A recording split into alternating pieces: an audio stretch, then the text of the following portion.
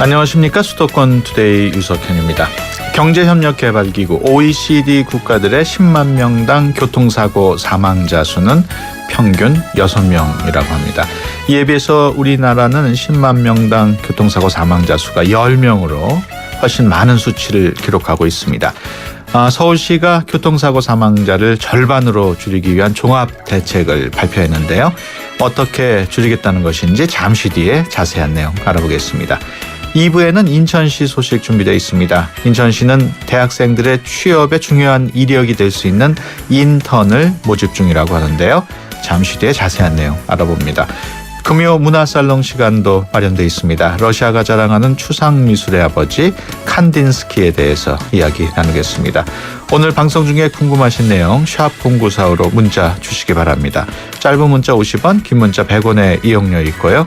YTN 라디오 어플리케이션 ES로도 참여하실 수 있습니다. 6월 27일 금요일 수도권 투데이 시작합니다.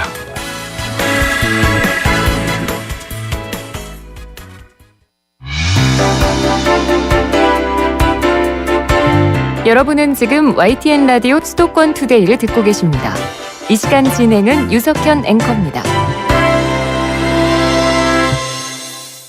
서울시가 오는 2020년까지 교통사고 사망자를 절반으로 줄이기 위한 종합대책을 발표했습니다. 사고 발생 원인을 줄이는 것부터 골든타임을 확보하는 응급대책까지 다양한 정책들이 마련됐는데요.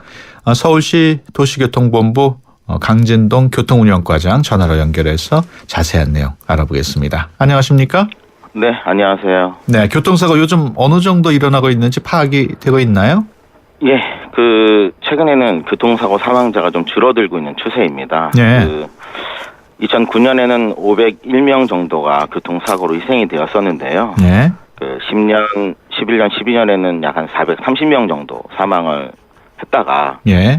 작년에 371명으로 많이 줄었습니다. 예. 최근에는 다시 좀 교통 사망자가 증가하는 추세가 있어서 예. 저희가 액션 플랜으로 면밀히 관리하겠다 이런 예. 발표를 하게 되었습니다. 지금 말씀하신 숫자는 서울시 얘기인가요? 네, 서울시만을 대상으로 하고 있습니다. 430명, 370명 정도면 평균적으로 하루에 한 명 정도는 네. 숨진다고 봐야겠네요. 네, 맞습니다. 특별히 교통사고를 많이 당하는 그런 계층이 있습니까? 네, 저희가 연령대별로 사고 원인을 분석하기 위해서 연령대 분석을 해봤는데요. 예. 2012년을 기준으로 보면 만 60세 이상의 어르신 사망자가 171명이 발생했습니다. 예. 전체 사망자 중에 한 40% 정도 점유를 했고, 반면 14세 이하의 어린이는 사망자가 6명으로 상당히 적습니다. 예. 그렇지만 어린이에 대한 대책도 필요하다 이렇게 말씀드릴 수가 있겠습니다. 예. 60살이 넘은 어르신들의 교통사고 사망률이 아주 높군요. 예, 맞습니다. 예, 특별한 이유가 있을까요? 잘 아시겠지만 어르신들은 젊은 사람보다 체력도 좀 약하시고 예. 또 반응도 좀 젊은 사람보다 좀 늦으시잖아요. 예. 그래서 사고가 발생하면 치사율이나 이런 건 높게 나타나는 게 예. 있는 거고요. 또 특히나 도로에서 폐지 짚는 분들이 많이 늘고 있어가지고 예. 그분들이 이제 많이 희생이 되고 계십니다. 그렇군요. 네, 그래서 특히나 우리 서울시 전체 무단횡단 사망자 중에 30%가 30%가 발생하는데 그중 절반 이상이 어르신들입니다. 예. 그런 어르신들의 교통사고를 막기 위해서 어떤 대책을 마련했습니까? 네, 좀 맞춤형 대책이라고 해서 다양하게 좀 마련을 했는데요. 예. 서울시에는 폐지 짚는 어르신분들이 약 한 6,300명 정도 계십니다. 6,300명이요? 예. 예. 6,300분들에 대해서 야광조끼 예. 그리고 교통안전 표시물이라고 해서 야광으로 반사되는 반사체를 지급을 다 해드렸습니다. 그래서 예. 리어커나 이런 시설물에다가 붙이셔가지고 예. 심야 시간대에도 식별이 잘 될 수 있도록 이렇게 조치를 하나 취했고요. 예. 또 노인보호구역을 10개소 정도 신규로 지정을 하고 매년 20개소씩 확대를 해서 해당 구역에서 속도를 30km 미만으로 낮추는 방법이라든지 예. 이렇게 어르신을 보호할 수 있는 구역을 많이 지정하도록 하겠습니다. 네. 노인 보호구역 말씀하셨습니다만은 네. 어린이 보호구역인 스쿨존도 확대한다고요? 네. 그 작년 말 기준으로 보면 한 1663개소의 스쿨존이 지정돼서 관리되고 있는데요. 예. 올해는 약 한 50개소, 40개소 늘려서 예. 1703개소까지 늘릴 계획이고 매년 50개소씩 늘릴 예정입니다. 그리고 이런 어린이 보호구역 내 사고 건수, 그러니까 사망자가 아닌 사고 건수가 예. 10년에는 113건이었는데 예. 12년에는 95건으로 많이 줄어들었습니다. 예. 네. 그렇군요. 교통사고가 나면은 아무래도 운전자보다는 보행자가 크게 다칠 가능성이 높지 않습니까? 예, 맞습니다. 그러니까 뭐 사고의 유형을 차대차, 차대사람 이렇게 분류를 하는데요. 특히나 그 차대사람 사고에는 사람의 피해가 클 수밖에 없습니다. 예. 그래서 서울 지역에서도 보행자 사망자 수가 55%로 가장 높은 비중을 차지하고 있습니다. 예, 그렇군요. 그 버스나 택시 같이 그 운전 기사분들도 교통사고에 많이 노출되어 있는데 실제로 그런 분들에 대한 통계가 나와 있습니까? 예, 그 사고 발생 차량에 의해서 유형을 분류해 보면 예.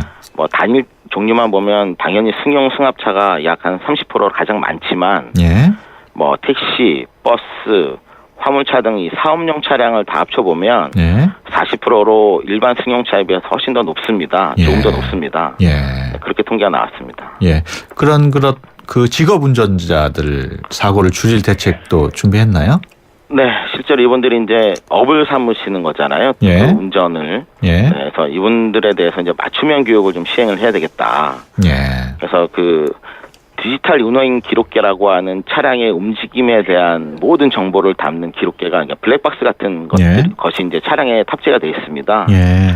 버스하고 택시는 100% 장착되어 있고 화물차는 이제 금년 내로 전 차량에 장착을 목표로 하고 있습니다. 예. 이런 자료를 분석을 해서 평가를 해서 뭐 개인이나 회사에다가 제재 혹은 인센티브를 강화해서 이제 사업을 그러니까 운전을 업을 하시는 분들에 대한 안전 운행이 될 수 있도록 노력하겠습니다. 예. 사고가 난 이후의 대책도 아주 중요한데 그 교통사고가 나서 생명이 위급한 상황에서는 빨리 병원으로 가야 되는 그 골든 타임을 확보하는 게 가장 중요하지 않습니까? 네. 이제 뭐 사고가 발생하게 되면 현장의 접근 그리고 현장에서의 처치 그리고 이송으로 나눌 수가 있는데요. 예. 특히 교통 측면에서는 그 앞에서의 현장 접근과 맨 나중에 이송 단계에서 많이 좀 도와드려야 될 것 같고요. 예. 네, 그렇게 도와드리기 위해서 뭐 새로운 교통 신호 체계라든지, 예. 교통 운영이라든지 이런 것들을 적극적으로 할 계획이 있습니다. 보통 응급 차량이 비상등을 켜고 이렇게 지나갈 때 많은 차량들이 잘 길을 비춰주지 않는 그런 실정인데 거기에 대한 대책도 있습니까? 그러니까 현장의 목소리를 들어보면 그 교통 정체로 인한 차량 접근이 어렵다는 부분을 많이 말씀들을 해주시더라고요. 예. 이런 부분에 대해서 응급 차량에 대한 길터주기 홍보를 지속적으로 추진해서 예. 또한 그리고 교통법상에 이제 우측으로 피하게 돼 있습니다. 예. 그래서 이제 광로인 경우에는 그러니까 도로폭이 넓은 경우에는 차근차근 비켜줘야 되다 보니까 예. 진행 쉽지 않은데요. 이런 것들도 개정을 해서 좀 올바른 교통 문화가 정착될 수 있도록 노력하겠습니다. 예. 그리고 운전하다 보면은 사고 다발 지역 표지판을 종종 보게 되는데 그렇게 사고가 많이 나는 지역은 단순히 그 표지판을 설치하는 것보다 좀 구조적으로 좀 개선이 필요하진 않을까요? 네, 교통사고가 이제 발생한 곳에서 많이 계속 재발이 됩니다. 예. 그래서 이제 서울시 같은 경우에는 교보타워 사거리라든지 신설동 교차로가 계속 1, 2위에 있는 불명예를 가지고 있는데요. 교보타워면 강남 교보타워입니까? 네, 맞습니다. 거기는 왜 자꾸 제일이 많이 발생하나요? 일단 교통량이 좀 많고요. 예. 또 일부 구역, 그러니까 교차로 면적도 넓은 데다가 예. 또 경사도가 있어서 그렇군요. 네, 사고가 많이 나고 있습니다. 예. 이런 부분에 대해서는 올해 설계를 완료했기 때문에 9월까지 예. 공사를 완료해서 사고를 줄일 예정이 있습니다. 그렇군요. 여러 가지 대책 쭉 말씀을 많이 해주셨는데 아무래도 예산이 확보돼야 그런 것도 추진을 하는 거 아닙니까? 네, 맞습니다. 교통안전 예산 확보를 위해서 저희가 지자체뿐만이 아니라 중앙정부에서의 예산 지원도 반드시 필요합니다. 예. 근데 이제 중앙정부에서는 교통안전 예산을 시설물 설치라는 이유로 SOC 예산으로 이제 편성이 되다 보니 예. 신규 예산 확보가 좀 어려웠는데요. 최근에 이제 안전이 시대적 화두로 떠오른 상태이기 때문에 중앙정부를 좀 적극적으로 설득을 하고 예. 또 저희 시 내부에서도 시비를 최대한 확보해서 저희 약속한 사업들을 적극적으로 진행할 예정이 있습니다. 예. 사실 그 교통사고를 막기 위해서는 보행자들도 무단횡단이라든가 이런 걸 하지 말고 운전자들은 또 과속하지 말고 이런 인식의 전환이 필요하지 않습니까? 네, 맞습니다.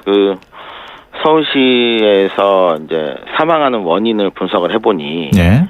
12위 안에의 8개가 질환에 의한 사망이고요. 예. 그다음에 자살이 하나가 있고 나머지 하나가 교통사고입니다. 예. 그만큼 많이 발생하는 원인이 되는 건데요. 안전 교육의 기회가 절대적으로 부족한 부분도 있고 이런 안전 교육을 이수할 수 있도록 저희가 초등학교, 중학교, 고등학교 이렇게 연령대별로 예. 맞춤형 교육을 시행을 하고요. 예. 또 아까도 말씀드렸지만 어르신에 대한 집중적인 홍보, 또 교육 이런 것들을 시행을 해서 예. 교통사고를 좀 많이 줄일 수 있도록 노력을 하겠습니다. 알겠습니다. 지금까지 서울시 도시교통본부 강진동 교통연과장이었습니다. 오늘 말씀 고맙습니다.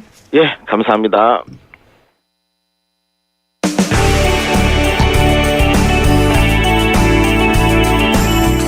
발빠른 리포터의 현장 스케치, 생생 리포터 현장.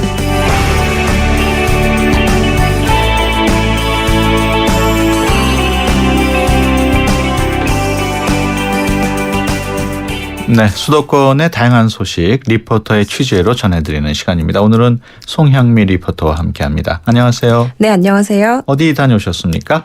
네, 어느덧 6월 한 달도 거의 다 지나고 3일 만에 앞두고 있는데요. 6월이 바로 호국 보훈의 달이잖아요. 네. 그리고 이틀 전에는 6.25 전쟁이 발발한 지 64주년이 되는 날이기도 했고요. 네. 그래서 그때의 아픔과 희생을 기억하자는 취지에서 올해로 개관한 지 20주년이 되는 전쟁기념관에 다녀왔습니다. 예, 용산에 있는 전쟁기념관 말씀하시는 건가 보죠? 네, 맞습니다. 네, 간단하게 소개를 좀 해주시죠. 네, 말씀하신 대로 이 전쟁기념관은 서울시 용산구에 있고요. 지하철로는 삼각 지역에 내리시면 찾아갈 수 있습니다. 이 전쟁기념관은 전쟁과 군사를 주제로 한 방대한 기록들이 전시되어 있는 곳으로요. 나라를 위해 목숨 바쳐 싸웠던 선조들의 얼이 살아있는 곳이라 할 수 있습니다. 네. 역사를 잊은 민족에게 미래는 없다라는 말처럼 절대 잊어서는 안 될 민족의 비극을 오롯이 체험할 수 있는 공간이었습니다. 전쟁기념관에 대한 전반적인 소개를 이경은 홍보팀장에게 들어봤습니다. 전쟁기념관은 전쟁이라는 단일 주제로 우리 민족의 5,000년사를 조망한 대한민국의 대표 군사박물관이라고 할 수 있습니다. 저희가 또 전쟁기념관이 전쟁박물관이 아니고 기념관인 이유가 있는데 전쟁기념관이 전쟁에 관한 자료를 수집하고 전시하는 의미도 있지만 지금 우리가 누리고 있는 이 자유와 번영, 평화가 나라가 위기에 처했을 때 목숨을 던져서 희생한 분들의 헌신이 있기 때문에 오늘의 우리가 있고 대한민국이 있다는 것들을 후세가 잊지 말아야 된다라는 기억과 다짐의 장이기도 하거든요. 그래서 이곳에서는 순국선열을 추모하고 그 뜻을 기리고 하는 그런 의미가 있기 때문에 저희가 기념관이라는 이름도 쓰고 있습니다. 그리고 전쟁기념관은 순국선열을 추모하고 전쟁의 역사와 교훈을 배우는 호국의 전당이기도 하지만 이 수도 서울 한복판 용산에 위치하기 때문에 문화유식 공간으로서도 굉장히 많은 분들한테 호평을 받고 있습니다. 그래서 주말에는 부모님들이 아이 손잡고 3, 4모 이렇게 기념관에 오셔서 역사 공부도 하고 나들이 삼아서 이렇게 휴식도 취하는 그런 문화의 공간이라고도 할 수 있습니다. 네, 전쟁기념관이 굉장히 넓은 걸로 알고 있는데 어떤 식으로 구성이 되어 있는지도 좀 설명해 주시죠. 네, 이 전시장은 5개 전시장을 포함해서 모두 8개로 구성되어 있습니다. 이 중에서도 주가 된다고 할 수 있는 게 6.25 전쟁실인데요. 바로 이 3개로 나눠져서 전시가 되어 있습니다. 네. 한국 전쟁이 지속됐던 3년간의 역사를 시간 순서에 따라 전쟁의 발발 원인, 그리고 전쟁 경과 및 휴전에 이르기까지 전 과정을 쉽게 이해할 수 있도록 체험시설 등으로 구성되어 있는데요. 이 밖에 전시장에 대한 전반적인 안내도 직접 들어봤습니다. 전쟁기념관 전시실은 이제 실내에 7개 전시실이 있고 야외에 1개 전시실이 있습니다. 실내에는 호국추모실, 전쟁역사실, 6.25 전쟁실, 해외파병실, 국군 발전실, 대형 장비 전시실이 있고 올 1월에는 저희한테 굉장히 많은 유물을 기증하신 분들이 계시거든요. 유물 기증하신 분들의 뜻을 모아서 기증실을 처음 신설했고 그리고 야외에 비행기라든가 탱크라든가 큰 무기들을 전시하고 있는 대형 장비 5개 전시장이 있습니다. 전시실에는 우리나라 민족이 외침을 굉장히 많이 받은 민족이라고 다들 알고 있잖아요. 근데 그럼에도 불구하고 우리 민족이 소멸되지 않고 여기까지 이어졌던 그러니까 선조들의 어떤 대외 항쟁의 역사, 교과서에서 배웠던 것들 실제적인 유물을 통해서 현장에서 배울 수 있는 그렇게 전시가 돼 있고요.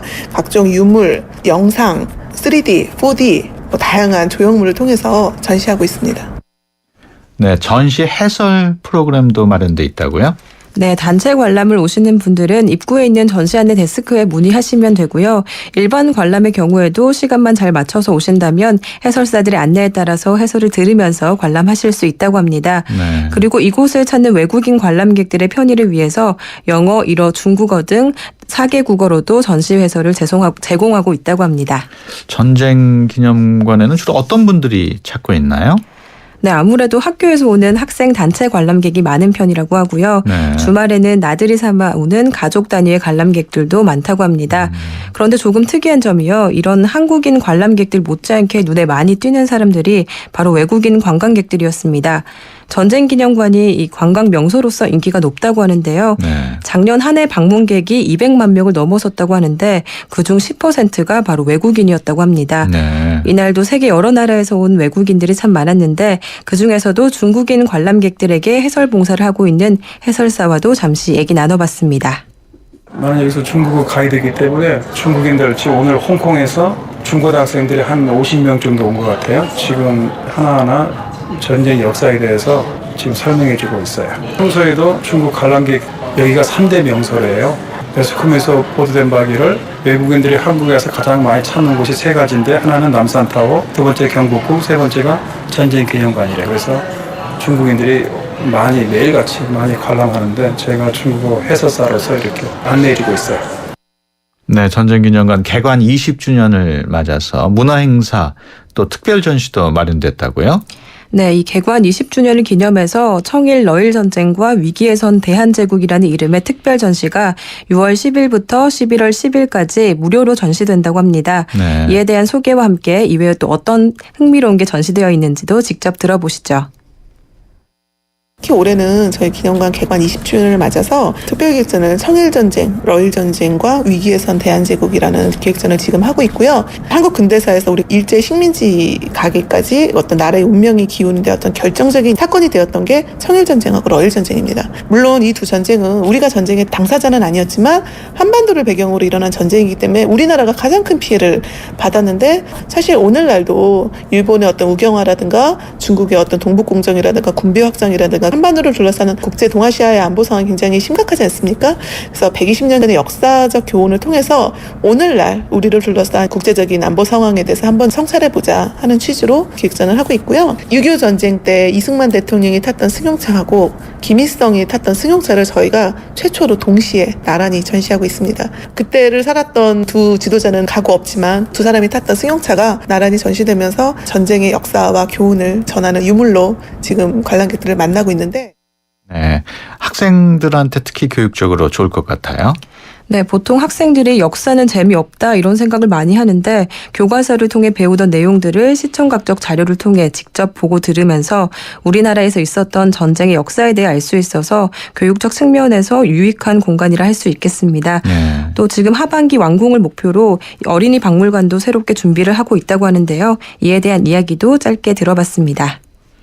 저희가 올 하반기에 어린이 박물관을 신설합니다. 사실 아주 어린이들은 박물관에 오시면 관람객 연령층이 굉장히 넓기 때문에 중간선에서 이렇게 설명을 하는데 전시물이 사실 아주 어린이들이 보기에는 좀 어려운 부분도 있어요. 그래서 어린이들이 어렸을 때부터 어떤 평화라든가 안보라든가 이런 부분을 좀 이렇게 체험하면서 놀이 형식으로 느낄 수 있도록 저희가 별도의 어린이 박물관을 지금 건립 추진 중에 있습니다. 그래서 올 하반기에는 아마 어린이 관람객들에게도 선보일 수 있을 것 같습니다. 네, 요즘 시기상 전쟁기념관을 찾을 분들이 많을 것 같은데 어떻습니까? 네, 아무래도 이렇게 6월이나 특정한 날을 전후로 해서 더 많이 찾아주신다고 했는데요. 안타까운 부분이 이렇게 6월에만 반짝 관심을 가지실 게 아니라 평소에도 나라를 지키기 위해 희생된 많은 분들을 기억해야 하지 않을까라는 생각이 듭니다. 네, 알겠습니다. 지금까지 송양미 리포터와 함께했습니다. 오늘 말씀 고맙습니다. 네, 감사합니다. 3385님이 보내주셨네요. 히어로빠, 카스라이트 모델이잖아요. 카스라이트 한 박스만 보내주세요. 뿌잉뿌잉. 자, 노래 띄워드립니다. 안 돼, 다 내 거야.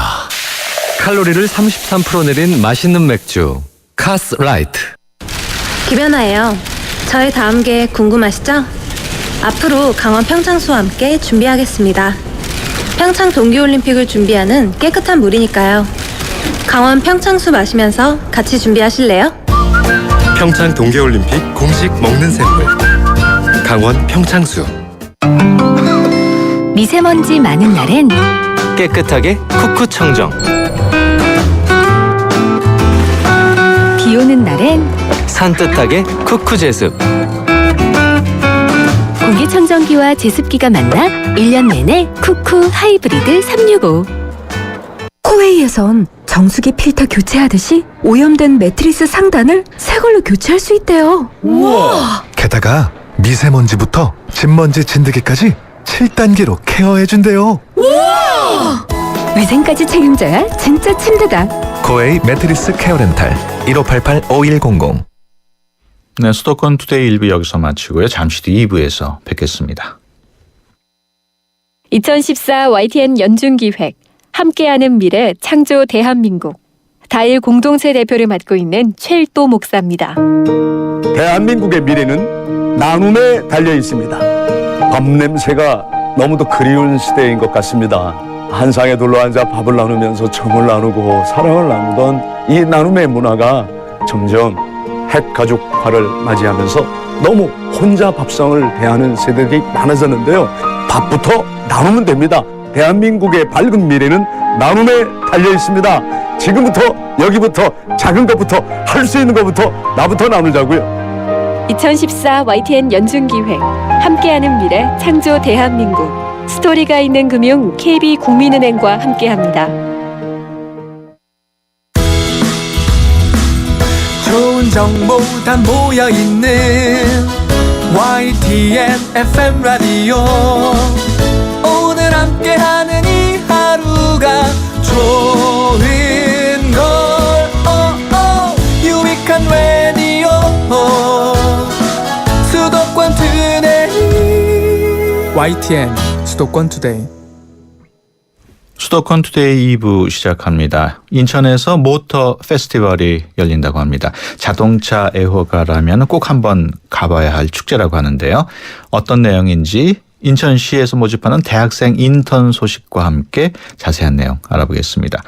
금요 문화살롱 시간에는 보이지 않는 것을 보이게 만드는 추상화, 이 추상화의 아버지로 불리는 러시아 화가죠. 칸딘스키에 대해서 자세히 알아보겠습니다. 방송 중에 궁금하신 내용 샵 0945로 문자 주시기 바랍니다. 짧은 문자 50원, 긴 문자 100원의 이용료 있고요. YTN 라디오 애플리케이션 ES로도 참여하실 수 있습니다. 수도권 투데이 2부 뉴스 브리핑으로 시작합니다. 이은지 아나운서 전해주세요. 네, 수도권 뉴스 브리핑입니다. 서울 강남의 아파트에서 쇠구슬에 맞아 파손된 것으로 추정되는 유리창이 발견돼 경찰이 수사에 나섰습니다. 서울수서경찰서는 지난 23일 서울 도곡동 아파트 창문 4곳에서 쇠구슬 충격으로 추정되는 흔적을 발견했다고 밝혔습니다. 경찰은 현장에서 쇠구슬을 찾지는 못했지만 파편 흔적 등으로 볼 때 법적 다툼을 벌이고 있는 맞은편 아파트에서 발사됐을 가능성이 있다고 보고 수사를 벌이고 있습니다. 서울대병원이 의료 영리화 등에 반대해 오늘 하루 파업을 벌입니다. 서울대병원 노조는 병원의 영리자회사 설립 허용과 부대사업 확대는 병원의 상업성만 기울 뿐 의료 발전과는 정반대 방향이라며 이를 저지하기 위해 하루 파업에 들어간다고 밝혔습니다. 어젯밤 10시 반쯤 서울 내곡동의 농장 비닐하우스에서 불이 나 20분 만에 꺼졌습니다. 이 불로 200제곱미터 규모 비닐하우스 한 동과 버섯 재배용 장비들이 타 모두 1,300만 원의 피해가 났습니다. 어젯밤 8시 반쯤 서울 면목동의 주택에서 불이 났습니다. 불은 건물 외벽과 자전거 등을 태운 뒤 10분 만에 꺼졌지만 다행히 다친 사람은 없었습니다. 어제 저녁 7시 반쯤 서울 마장동의 부품 소재 가공업체에서 불이 나 20분 만에 꺼졌습니다. 이 불로 작업장 건물 80제곱미터와 가공기계들이 타 9천여만 원의 피해가 났습니다. 지금까지 수도권 뉴스 브리핑이었습니다.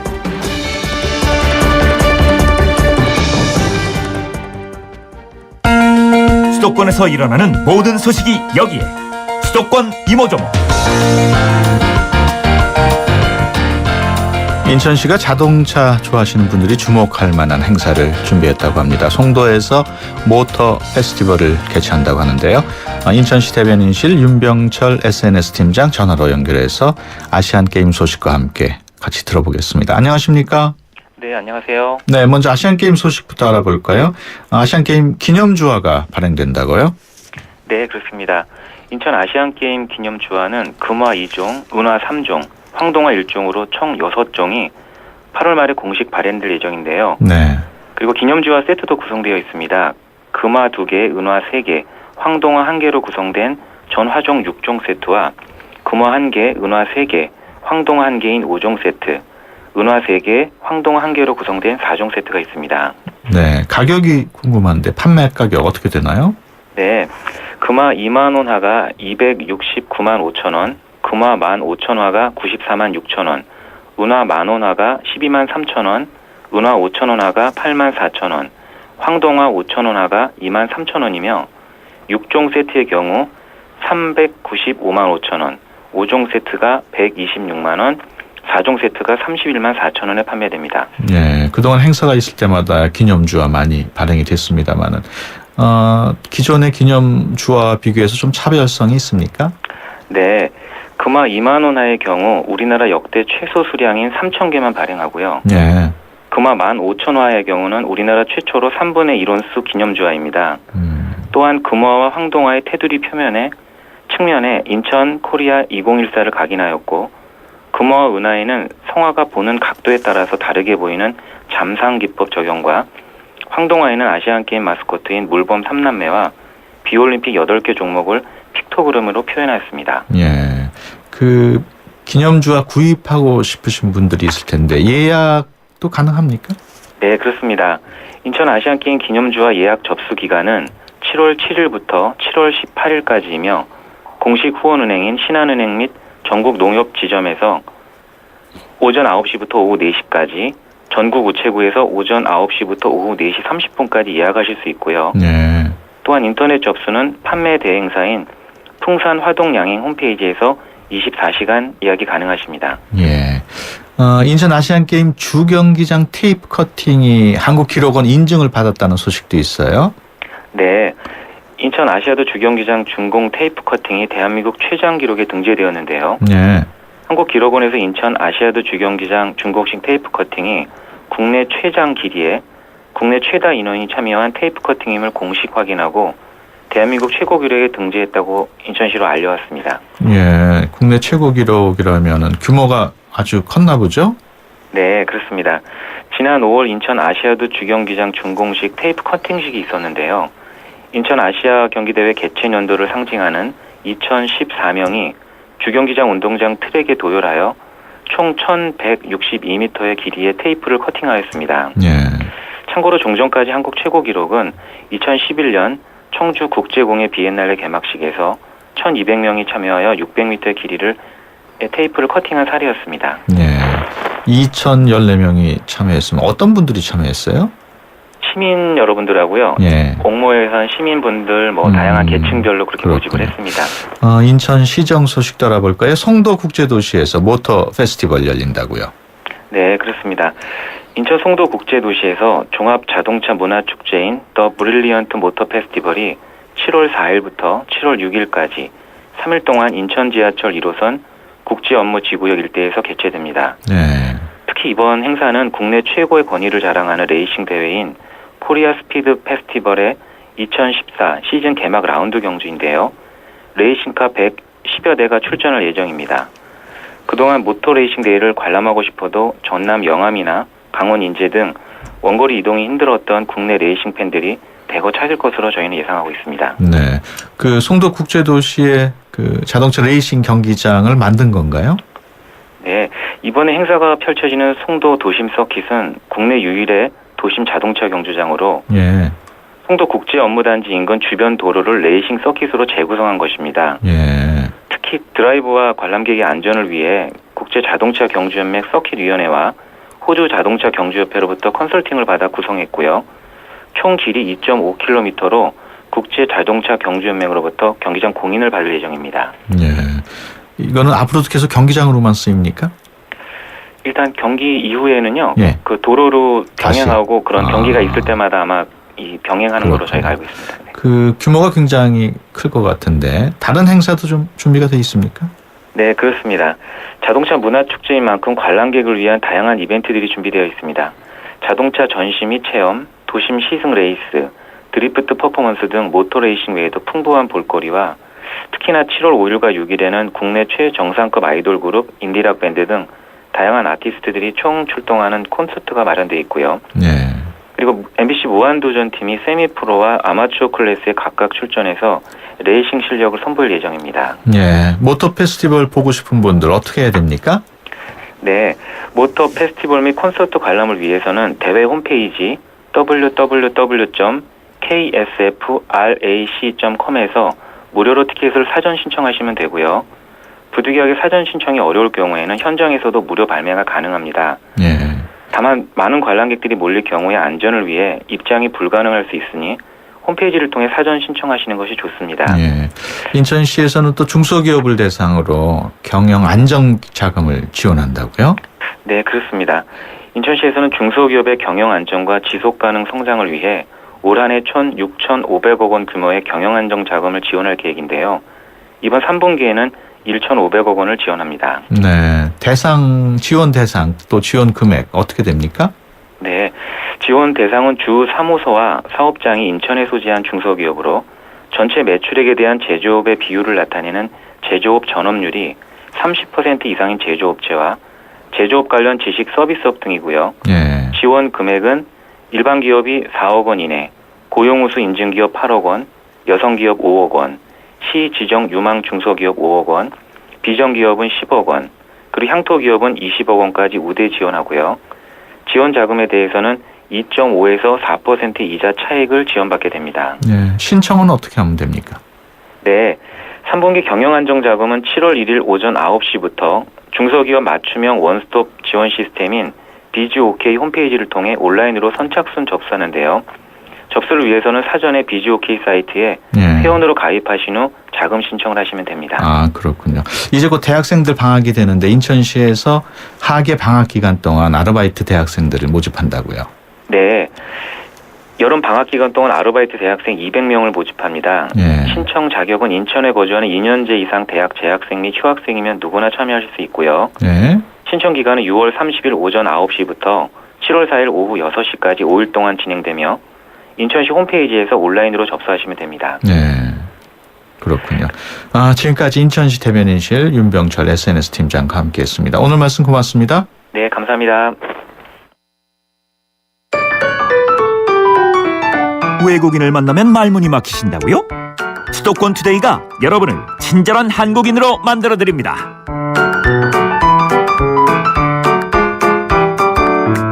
켈리와 함께하는 친절한 Korean.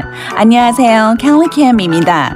오늘은 What's your itinerary? What's your itinerary? 표현 배워보겠습니다. Itinerary. itinerary.는 여행 일정표, 여행 스케줄입니다.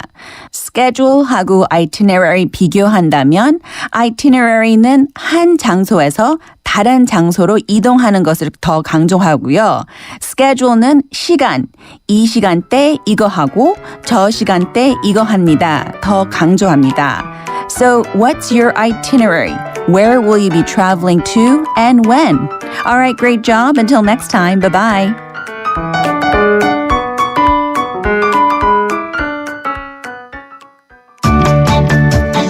수도권 투데이.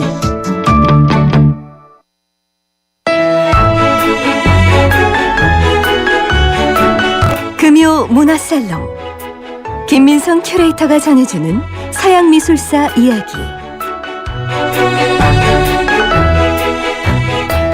네, 금요일의 문화 이야기 금요 문화살롱 시간입니다. 보이지 않는 것을 보이게 만드는 것이 바로 예술이라고도 하는데요. 러시아 출신의 화가 칸딘스키는 사실적인 형체를 버리고 순수 추상화를 만든 화가입니다. 칸딘스키의 이런 자유로운 혁신이 미술사에서 어떤 의미로 해석할 수 있는지 오늘도 김민성 큐레이터와 함께 자세히 알아보겠습니다. 안녕하세요. 네, 안녕하세요. 칸딘스키 어떤 작가인지 먼저 소개해 주시죠. 네, 그 칸딘스키는 러시아 태생의 작가고요. 네. 모스크바의 부유한 가정에서 출생해서 그 오데사라고 하는 곳에서 성장을 했습니다. 네.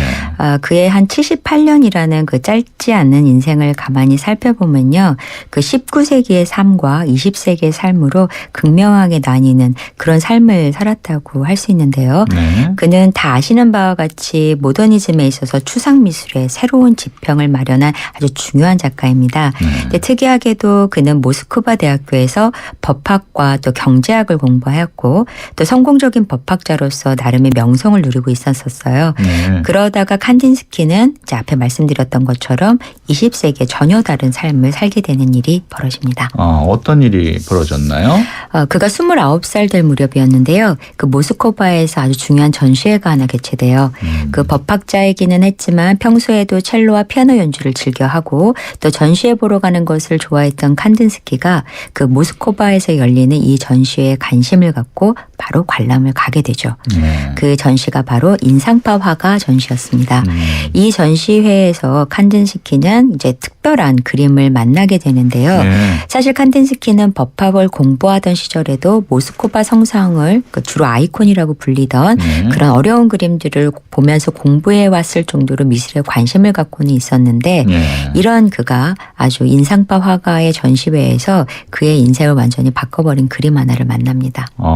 전시회가 완전히 칸딘스키의 인생에 변화를 가져왔군요. 네. 그 법학자로 강의도 하고 또 명성을 얻었던 칸딘스키가 여느 때처럼 이 전시회를 방문을 하는데요. 근데 그는 이제 한 작품 안에서 얼어붙듯이 꼼짝 않고 응시하게 됐대요. 바로 그 작품이 클로드 모네의 건초돔이라고 하는 작품이라고 해요. 그는 그 클로드 모네의 작품을 보며 화가가 되기로 결심을 하죠. 나이 29살에 그 고향에서의 어떤 명성도 버리고 화가라고 하는 전혀 낯선 삶을 살겠다는 아주 엉뚱한 선택을 한 셈인데요. 그리고 이듬해에 그 나이 30이 된 칸딘스키는 화가가 되기 위해 독일로 떠납니다. 예. 그 모네의 건초돔이라는 작품을 보고 화가가 되기로 결심했다 그러면 그 그림이 좀 특별한가요? 제가 볼 때는 그냥 여느 인상파 화가의 그림 중에 하나인데요. 아마 이제 거기에 이렇게 건초돔 위에 비춰져 있는 그 어떤 햇빛이나 이런 것들이 그 색깔로 표현이 되어 있었던 것이 기존에 어떠한 그 보지 못했었던 이미지였기 때문에 칸딘스키가 좀 이렇게 특별하다 생각을 했을 수도 있었을 것 같아요. 그렇군요. 칸딘스키가 화가가 되기 위해서 독일로 떠나게 되는데 보통 일반적으로 프랑스로 가는데 왜 독일로 갔을까요? 그 칸딘스키가 독일로 간 거에 대해서는 저도 잘 모르겠어요. 일단 칸딘스키는 독일로 갑니다. 독일로 온 칸딘스키는 미술학교에서의 공부를 본격적으로 하는데요. 그는 학교를 다니면서도 훗날 좋은 인맥이 될 수 있는 사람들과의 친분을 쌓으면서도 화가로서의 길을 막 치고 나가죠. 그가 미술 공부를 마칠 때쯤이니까 한 4년 만에 그는 미술가 협회 또 미술 학교 등을 설립하기까지 합니다. 학교를 설립한 뒤 화가로서의 행보에 박차를 가한 칸딘스키는 이제 화려한 색채의 풍경화나 또 러시아 민속화에서 영감을 얻은 주제들을 그리는데요. 이 작품들은 칸딘스키의 초기 작품이라고 불리게 돼요. 그러니까 우리가 알고 있는 칸딘스키의 추상적인 작품은 아니군요. 예, 맞습니다. 그래서 그 알고 있는 작품들과는 좀 많이 다르죠. 그러나 그가 이제 점차로 이런 알아볼 수 있는 형태를 묘사하는 것에서 벗어나고 대상과 상관없이 형태와 색채, 선들의 그런 표현에 집중을 하게 되는데요. 게다가 그는 또 음악, 철학 그리고 근대 미술과 추상 작업 등에 대한 그 사상들에 관심을 갖게 돼요. 그래서 이제 당시 순수 회화론이라든가 또 이제 예전에 말씀드렸던 그 회화는 평면이다라고 하는 이런 주장들 네. 이와 같은 모더니즘의 그 사상이 칸딘스키로 하여금 추상 미술의 혁신을 끌어내게끔 하는 그러한 일들이 이제 일어나게 하죠. 네. 그래서 학교를 설립한 지 그 운영하고 한 10년이 지나면서 칸딘스키는 캔버스를 아주 자유로운 필지의 점, 네. 색 그리고 선 이런 것들로 뒤덮는 추상을 실험합니다. 예. 이러한 그의 변화는 독일 추상 미술의 새로운 흐름을 불러오게 하죠. 어떤 흐름을 불러오게 합니까? 그 30에 이제 미술 공부를 시작했죠. 그리고 네. 이제 그 20세기가 막 돌입하면서 미술학교를 설립했고요. 네. 이러한 정열적인 화가의 길을 걷기 시작한 칸딘스키가 프란츠 마르크나 마케아 같은 작가를 만나면서 소위 청기사파라고 하는 미술 그룹을 결성하게 돼요. 예. 그 이 미술 그룹은 다다이즘과 함께 독일의 추상 미술을 대표하게 되죠. 그 청기사파는 프란츠 마르크와 함께 그 칸딘스키가 창간한 잡지의 이름이기도 한데요. 그 오랜 시간 법학자로서의 삶을 살았던 사람답게 그는 자신이 생각하는 미술에 대한 아주 설득력 있는 이론들을 세워서 발표를 하는데 네. 이러한 잡지들을 통해서 발표를 하기도 하고 대표적인 게 예술에서의 정신적인 것에 대하여라는 이제 글을 발표하면서 소위 청기사파 이론을 마련을 하죠. 예. 하지만 독일에서의 이런 활동들은 얼마 지나지 않아 세계대전이 일어나면서 그 나치를 피해서 모스크바로 다시 돌아가게 예. 해요. 칸딘스키를. 그래서 모스크바로 돌아간 그는 그곳에서 러시아 장군의 딸과 결혼을 하는데요. 바로 이제 이 결혼식의 뒤에서 눈물을 흘려야만 했던 칸딘스키 여인이 하나 있었습니다. 숨겨놓은 연인이 있었군요. 네. 뭐 사실 숨겨놓은 것도 아니었어요. 네. 네, 보면은. 네. 그 이 연인은 그 칸딘스키한테도 왜 그 달리에게 갈라가 있었던 것처럼 네. 그러한 칸딘스키에도 그런 여인이 있었는데 바로 가브리엘 민터라는 독일 여성입니다. 네. 이 여성은 칸딘스키가 독일에 왔을 때 만난 여성 화가로서요. 그 청기사파 창단에도 지대한 힘이 되어줬던 사람이었고요. 네. 또 칸딘스키하고 여행도 많이 다니면서 이제 그림에 대한 영감을 서로 많이 주고받았던 네. 그런 어떤 그런 그 그림 동지이기도 했죠. 그 또 칸딘스키와 동거를 하면서 칸딘스키가 화가로서의 입지를 다지는데 또 희생적인 노력도 했었고요. 그런 그녀에게 칸딘스키는 결혼을 약속하기도 했다고 해요. 예. 하지만 독일인이 아니었던 칸딘스키는 또 이제 그 시대적 상황 때문에 나치를 피해서 모스크바로 돌아갔는데 거기서 이제 돌연 그 러시아 장군 딸과 결혼을 하니까 예. 소위 이제 민터를 버리게 된 셈인데요. 예. 몇 년 뒤에 그 칸딘스키는 바우하우스에서 또 강의를 하기 위해서 그 독일로 다시 돌아오게 되기도 하는데요. 예. 그래도 이제 그녀와의 인연을 다시 맺지는 못했다고 합니다. 그래서 이후 이제 바우하우스가 나치들에 의해서 이제 폐쇄를 당하고 그러면서 다시 이제 칸딘스키는 모스크바로 돌아가지 못하고 예. 이제 파리로 이제 망명을 하게 돼요. 이제 결국 이제 이 그 민터라는 여성은 이제 이러한 이제 그 칸딘스키 행보 뒤에 이제 네. 아주 완벽하게 홀로 남겨졌는데 이 여자는 훗날 청기사파 전시회를 통해서 화가로서 재조명을 받게 되면서 인기 작가도 되기도 해요. 네. 하지만 굉장히 고독하게 삶을 살았다고 하는데요. 그녀에게 그 칸딘스키는 거의 신과도 같은 존재였다는 그런 이제 인터뷰가 있을 정도로 네. 그 이제 믿었던 그러한 그 스승이자 연인이자 이런 칸딘스키가 그 초기 작품을 그리고서는 모스크바로 그냥 가버리는 바람에 네. 그 초기 작품들을 다 이 민터가 갖고 있었대요. 그래서 이제 그런데 그 이러한 그 칸딘스키의 어떠한 그 여러 가지의 정치적 행보에 따라서 그 나치들이 그 이 칸딘스키 작품을 막 몰수하는 이런 과정도 있었다고 해요. 네. 그런 과정에서 이 나치로부터 민터는 그의 작품을 완벽하게 지켜냈다고 합니다. 예. 그러면서 이제 자신의 삶에 후회 없이 살았다고 그렇게 이야기를 남겼다고 하죠. 예. 그 결혼 약속까지 하고 딴 여자하고 결혼한 칸딘스키는 화가로서는 훌륭한 것 같은데 네. 나쁜 남자였나 봐요. 글쎄요, 이제 남녀 관계는 이제 당사자만 아니까요. 뭐 예. 둘 사이에 무슨 일이 있었는지 잘 모르겠지만 다만 이제 칸딘스키는 법학자의 어떤 그런 이성적인 사고를 예. 아주 감성적인 예술의 세계에 잘 접목시킨 어떤 그런 혁신적인 작가인 것만큼은 그 확실한 것 같습니다. 예. 이제 그의 뭐 즉흥이라든가 구성이라든가 이런 시리즈의 그림들을 보면 그의 혁신가적 태도를 잘 보여줬다고 할 수 있죠. 예. 네. 칸딘스키 제 기억이 맞는지 모릅니다만 교과서에 보면은 나와요, 맞아요. 네모나고 세모나고 이렇게 네. 막 예. 면으로 구성된 작품도 있고. 네, 이제 칸딘스키한테는 기본적으로 이제 어떤 형체들이 뭐 동그라미, 세모, 그다음에 그 이제 어떤 그런 도형들 이전에 네. 점선 면으로 되어 있다라고 네. 하고 거기에 이제 색채를 가미해서 그렇게 해서 이제 추상화의 작업으로 이제 이렇게 이행을 하게 되고요. 네. 특히 이제 칸딘스키는 음악이나 이러한 이제 특히 음악에 또 굉장히 조예가 깊다 보니까 네. 음악을 듣고 이렇게 영감을 받아서 이제 그림을 그리는 경우가 많은데 이제 즉흥이라고 하는 그런 시리즈 같은 경우는 사실은 음악과 많이 연계되어 있는 걸 볼 수 있죠. 그렇군요. 네. 사실 우리 일반인들이 네. 칸딘스키뿐만 아니고 추상화를 보면은 네네. 저게 무슨 그림인가 참 이해하기 어려울 경우가 많거든요. 네네. 추상화를 이해할 수 있는 무슨 팁 같은 게 정보 같은 게 있을까요? 네, 사실은 이제 추상화는 그야말로 보는 사람한테 굉장히 많은 자유를 주는 그런 네. 작품이라고 볼 수 있어요.